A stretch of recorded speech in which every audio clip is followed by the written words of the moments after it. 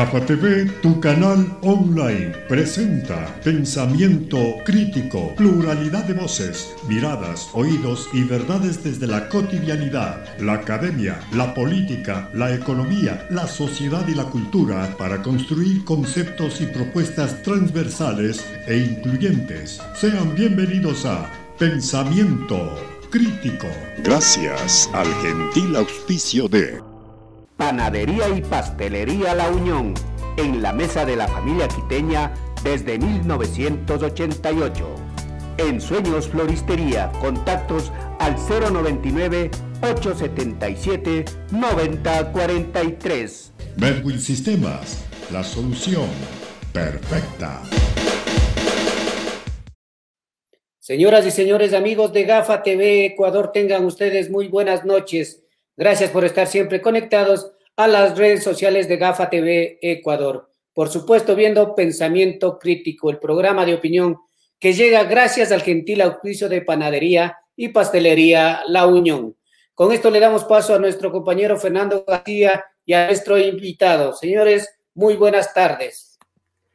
Hola Galo, señoras y señores, buenas noches. Bienvenidos a GAFA TV Ecuador, su programa Pensamiento Crítico. Esta noche vamos a hablar sobre lo que pasa en la Contraloría, en la Defensoría del Pueblo, en razón de que los dos personeros de estos organismos de control se encuentran en la cárcel, coincidencialmente en la cárcel número 4 de la ciudad de Quito, para la cual he invitado al magíster David Rosero. Él es vicepresidente del Consejo de Participación Ciudadana y Control Social.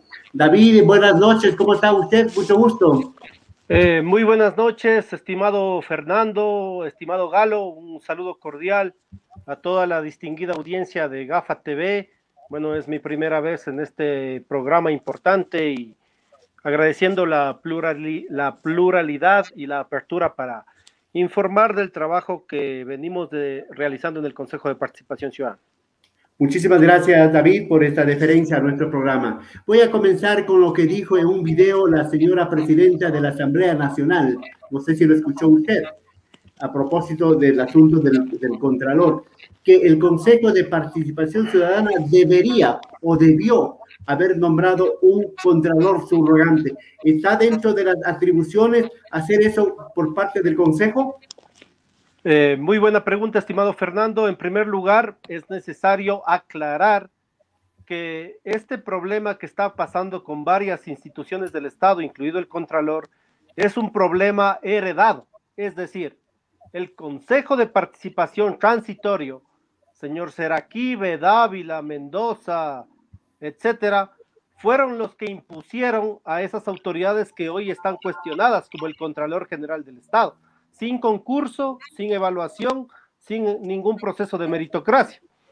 Entonces, nosotros no tenemos absolutamente nada que ver en esas designaciones. Valga aclararlo este tema. Sin embargo, estamos buscando las alternativas de solución a estos problemas, vuelvo y repito, heredados. En ese contexto, en el caso del Contralor General del Estado, nosotros hemos planteado tres alternativas de solución, o una que es la renuncia, que la hemos exigido mediante un exhorto al Contralor hoy en problemas judiciales, la otra que tiene que ver con la agilidad en el proceso de juicio político y fiscalización de la Asamblea, y una tercera alternativa que tiene que ver con que las cosas en derecho se deshacen tal como se hacen. Si fue el transitorio el que nombró con nombre y apellido al señor Celi hasta marzo del 2022, y fue la Corte Constitucional la que blindó, entre comillas, estos nombramientos, a la luz de la nueva realidad, la propia Corte Constitucional de oficio o a solicitud, en este caso del Consejo, que lo hemos hecho así, puede realizar un informe de seguimiento al dictamen 219 y verificar que no existe ni Tribunal de Cuentas ni autoridad de Contraloría en pleno goce de sus facultades, y posibilitar también una luz verde para dar una solución a este problema. Independientemente de estas tres soluciones, nosotros nos encontramos culminando la reglamentación para impulsar el concurso de méritos y oposición en este mismo mes para elegir al nuevo Contralor General del Estado. David, en todo caso, la respuesta a la señora presidenta de la Asamblea, Guadalupe Lloris, que el Consejo no puede nombrar un contralor subrogante, ¿verdad? Esa es la respuesta.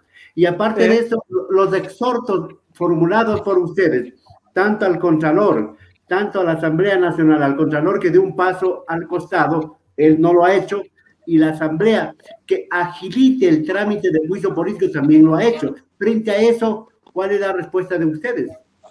Bueno, es necesario aclarar que el Consejo de Participación Ciudadana, a diferencia del Consejo Transitorio, nosotros no tenemos la facultad de cesar a las autoridades.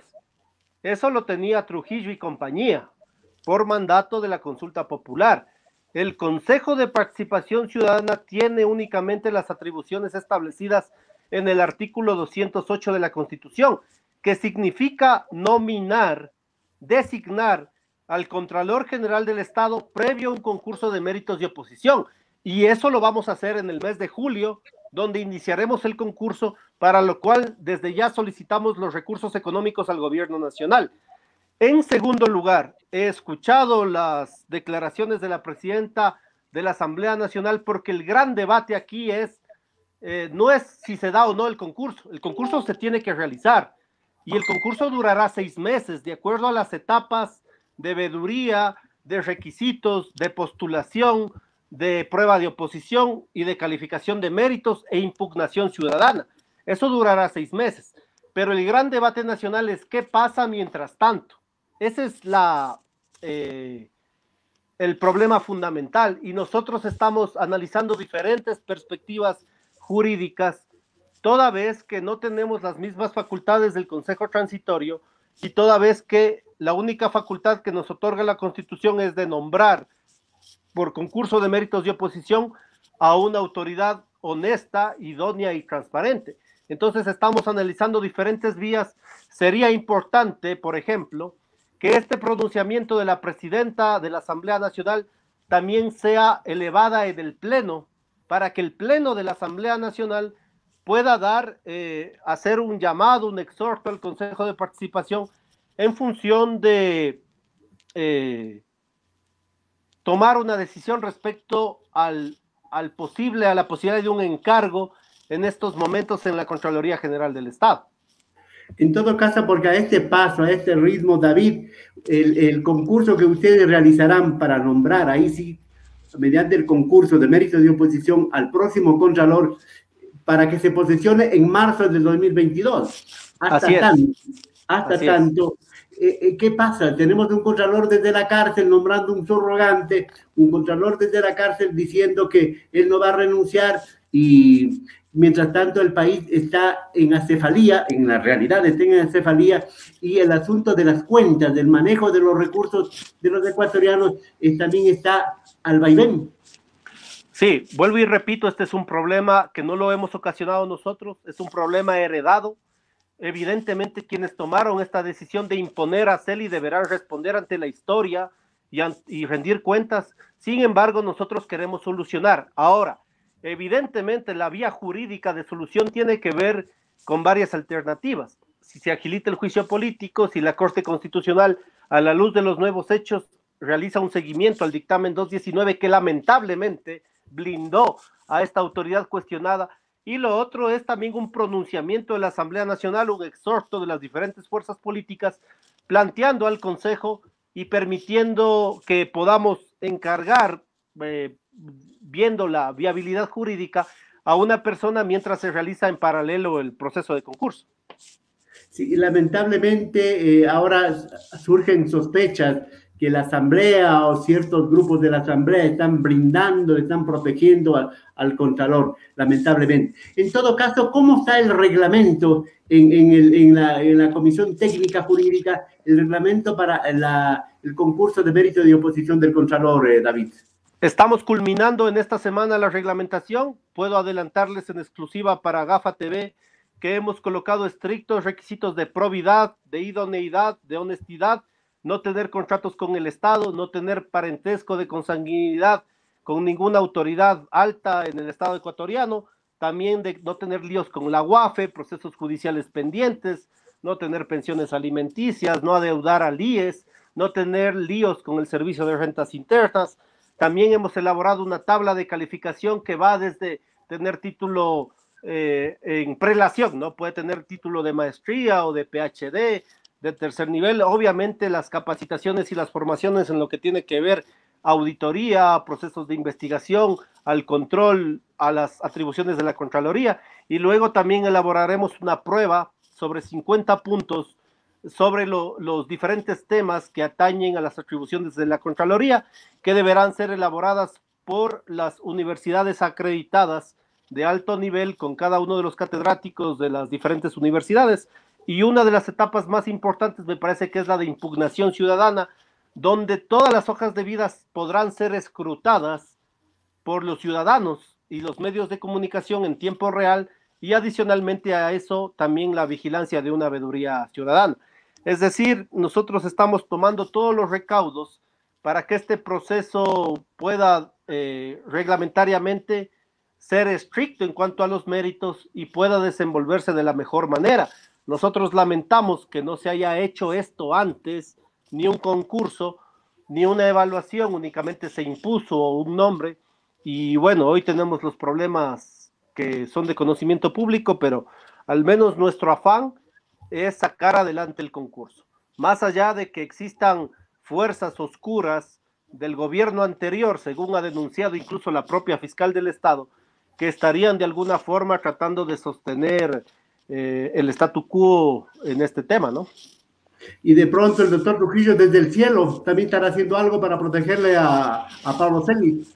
Mire, yo puedo decir con sinceridad, él fue mi compañero en la Comisión Nacional Anticorrupción. Nosotros fundamos la Comisión Nacional Anticorrupción con otro ilustre personaje como Jorge Rodríguez, por ejemplo, pero yo en este tema nunca estuve de acuerdo en que no se realice concurso, en que se imponga sin evaluación a una autoridad, porque fíjese usted, para CNE se hizo concurso, mal o bien, para Defensor del Pueblo se hizo concurso de igual forma, para la Judicatura, para el Procurador, para todas las autoridades del Estado se hizo concurso, pero resulta extraño y preocupante que para el Contralor General del Estado no hubo ni concurso ni evaluación, solamente se impuso una autoridad. Como diría el pueblo, criollamente hablando, a dedo. Entonces, ahí nosotros no estuvimos de acuerdo cuando, bueno, se tomó esa decisión en su momento. Nosotros no éramos parte del Consejo de Participación y discrepamos en esa situación, porque fíjese usted, se hizo concurso para todos, menos para Contralor. En todo caso, habrá que, ahora sí, con esta experiencia, con esa dura experiencia que tenemos en el país, tomar los recaudos del caso para elegir a una persona proba, incluso con los últimos datos, que no sea muy pirómana, que no rompa acciones de personal, un sinnúmero de cosas. Pero también oí a alguien, a un compañero suyo, a un consejero, decir que también se va a tomar alguna prueba psicológica. Bueno, ha habido diferentes propuestas de los colegas consejeros, es necesario evaluarle a la luz de los hechos.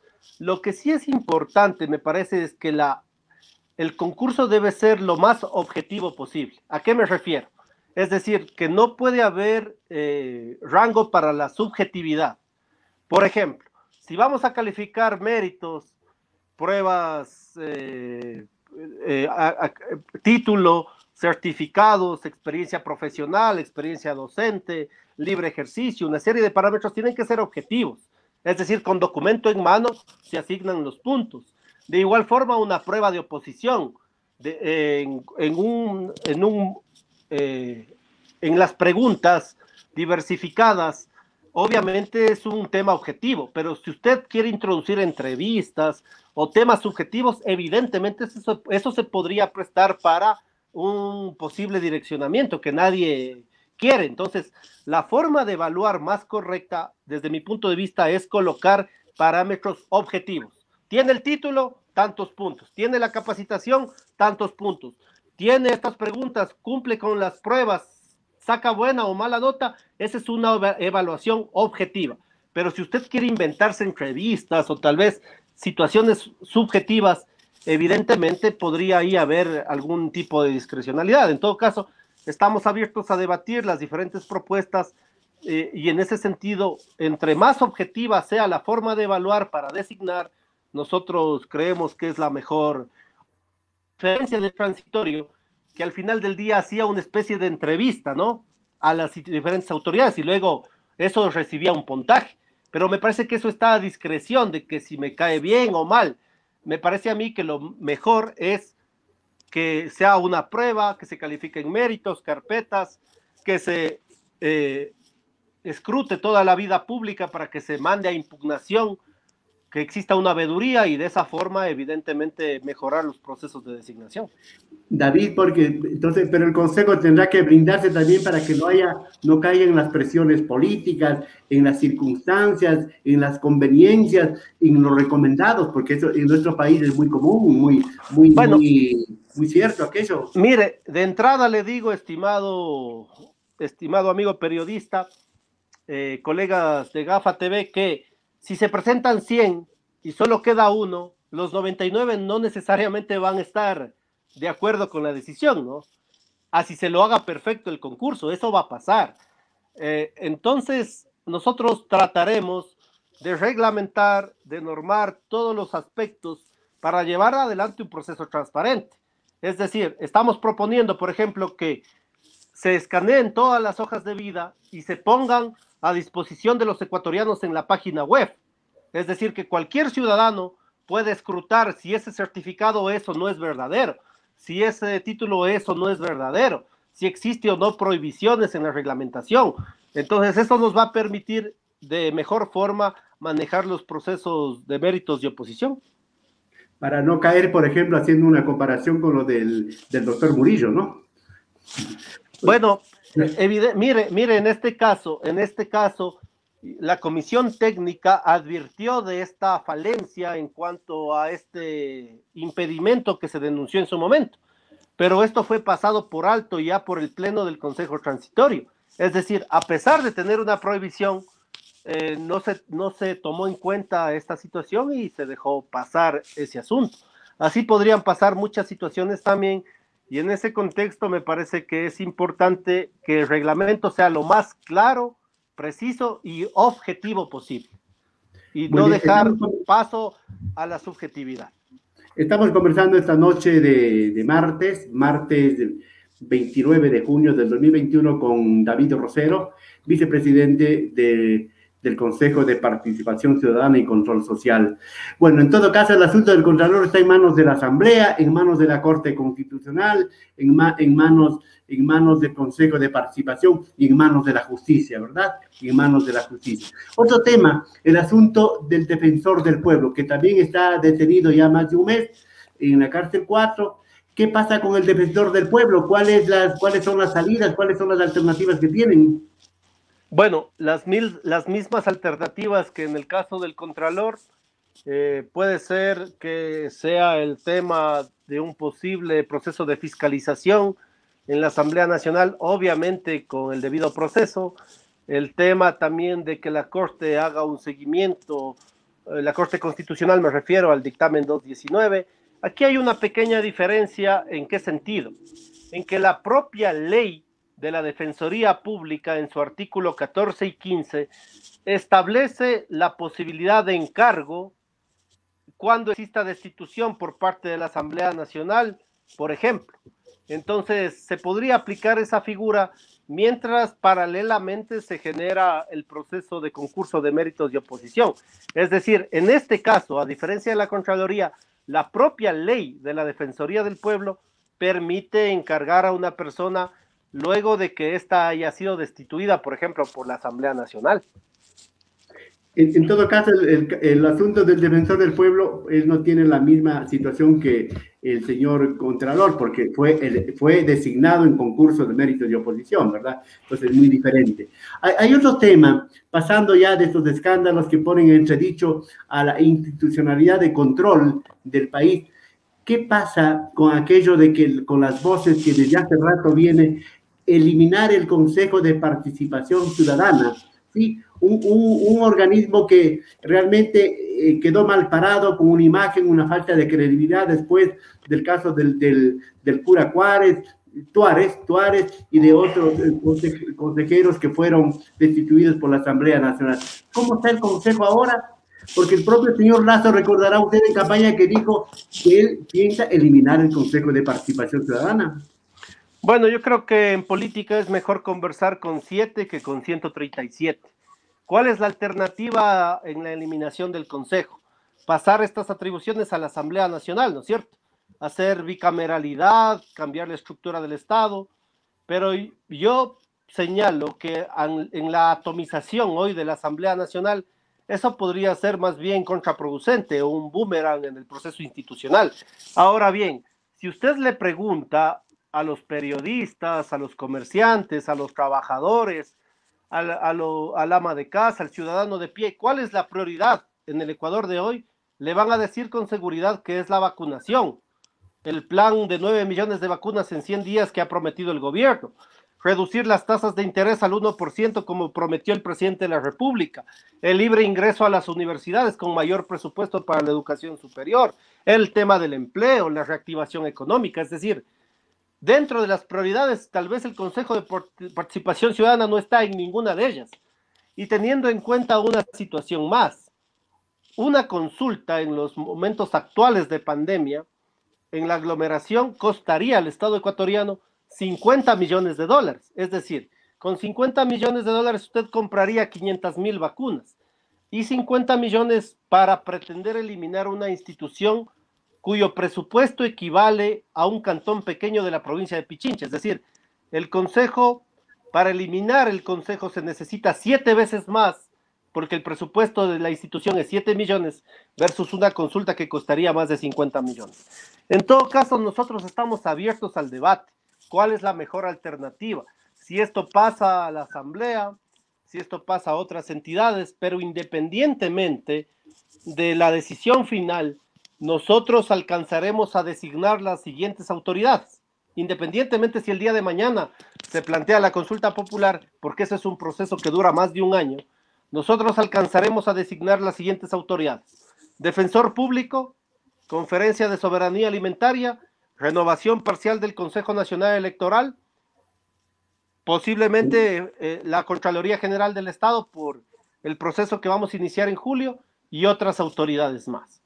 Hemos pasado por 2 procesos de eliminación que han sido archivados en la Asamblea Nacional anterior y entonces nosotros seguimos trabajando normalmente y buscamos más bien conversar y coordinar con las diferentes bancadas en la Asamblea Nacional y también con el gobierno nacional, porque ellos, estas 2 funciones del Estado, tienen que también enviar delegados para la calificación de carpetas en todos estos procesos.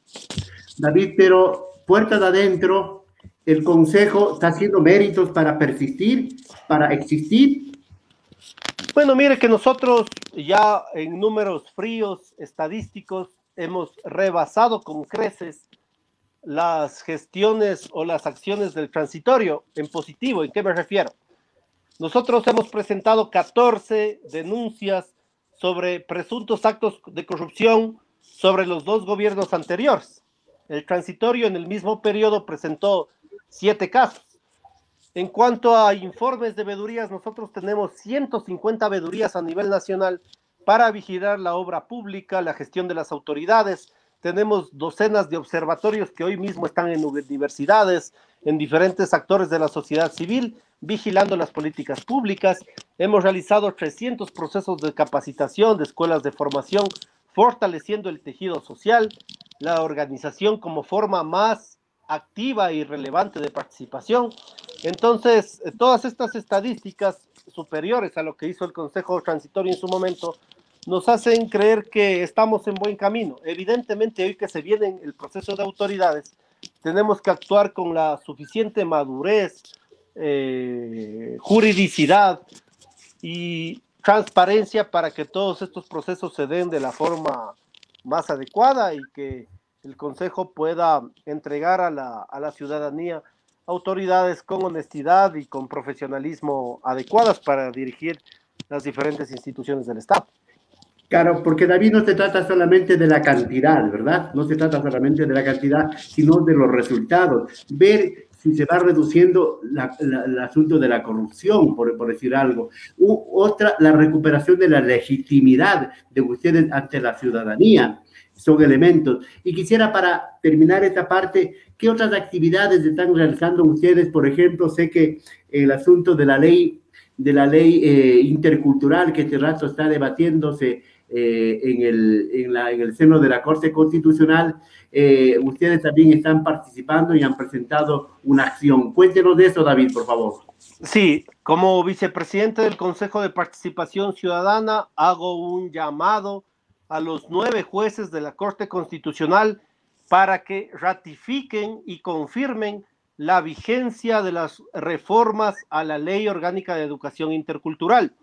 Esto implica que rechacen las demandas de inconstitucionalidad interpuestas por el IES y por un ciudadano. ¿Por qué razón? Porque las reformas a la Ley Orgánica de Educación implican profundos cambios en la educación. Por ejemplo, volver al bachillerato por especialidades, mejorar los temas de ingreso a la universidad, dignificar y recuperar los derechos salariales del magisterio a nivel nacional y una serie de cambios importantes en cuanto a la calidad educativa.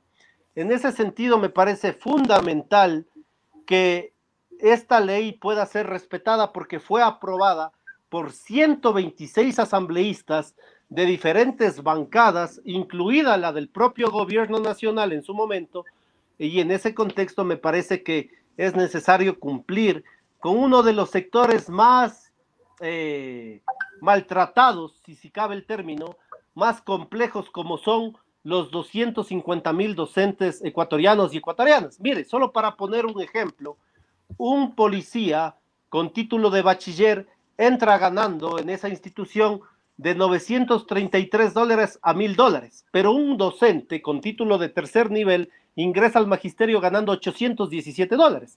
Es decir, es necesario dignificar la tarea de ser maestro. Hoy incluso han tenido que gastar en sus propios planes de internet, en sus propios procesos para poder dar las clases virtuales, y en ese contexto me parece que es importante dignificar la tarea de ser maestro, porque esta es una inversión. Entendemos, como dice la Constitución, que esta es una inversión que implica luego, evidentemente, soluciones, mejoras y recuperación económica para el país en cuanto a la educación. David, en todo caso, el cuestionamiento que se da es porque la Asamblea Nacional que terminó el pasado 14 de mayo aprobó eso con algún tinte político, populista, dice, y sobre todo sin el financiamiento respectivo. Ese es el argumento que hace el Seguro Social y la otra persona que también ha interpuesto esta demanda de inconstitucionalidad. En todo caso, hay maneras de enfrentar para que los maestros no estén encadenándose, los maestros no estén en plena pandemia haciendo sus manifestaciones por sus justos derechos. Mire, en el Ecuador existen los suficientes recursos económicos para atender no solo a los maestros, sino también a los doctores, a las enfermeras, a todas las áreas sociales. Lo que pasa es que hay una mala distribución de la riqueza. Mire, si no existieran los problemas de corrupción en el país que se van llevando en sobreprecios en la obra pública o los vivarachos del gobierno anterior, por ejemplo, en el reparto de hospitales existiría pues el dinero para dignificar la tarea del magisterio, para darles nombramiento a todas las personas que en primera línea estuvieron atendiendo la pandemia, me refiero al personal médico. Entonces, si no se roba, existe dinero suficiente, pero adicionalmente, usted conoce que actualmente el Estado ecuatoriano le adeuda al IES más de 15,000 millones de dólares. Entonces, en primer lugar, hay que pagar las deudas, hay que honrar las deudas, en lugar de perdonar los intereses, las moras a los grandes empresarios, a los banqueros que en esta pandemia son los que más han ganado junto a los supermercados. Evidentemente, debe priorizarse a los sectores sociales. Entonces, aquí existe una riqueza infinita, lo que pasa es que está mal distribuida. Los sectores grandes, poderosos, incluso recibieron perdón a sus multas, a sus intereses, a sus impuestos, y para los sectores sociales que quieren sacar un crédito, a ellos no les perdonan. En ese sentido, me parece que es necesario que si hablamos del gobierno del encuentro, esto sea plasmado en la práctica. Mire lo que sucedió hace unas 3 semanas. Nosotros acudimos a CENEL por denuncias en la ciudad de Guayaquil de un abuso en el incremento de la tarifa de energía eléctrica, por ejemplo.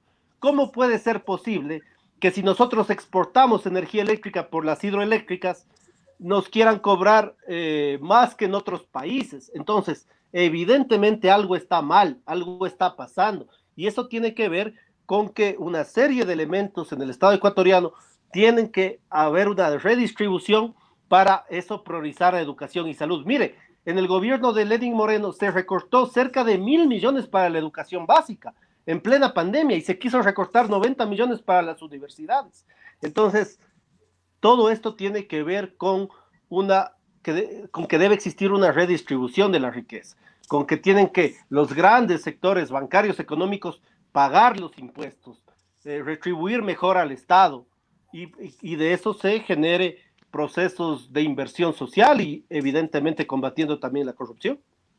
Muy bien, en todo caso, ahí vale que haya manos transparentes en el manejo de los recursos que produce el pueblo ecuatoriano y el Consejo de Participación, por ejemplo, escoja bien a quienes controlan los recursos de este país, en este caso la Contraloría, y que no se haga negocios con desvanecimiento de glosas y un sinnúmero de cosas. Bueno, David, ha sido un gusto dialogar con usted. Muchas gracias. Buenas noches.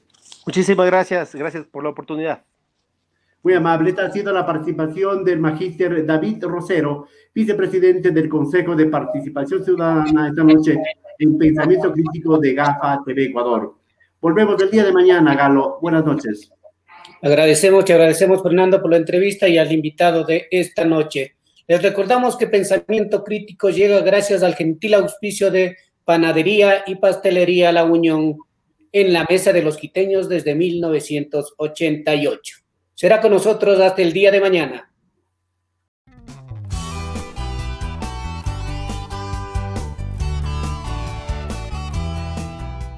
Somos GAFA TV Online desde Quito, Ecuador, para todo el mundo.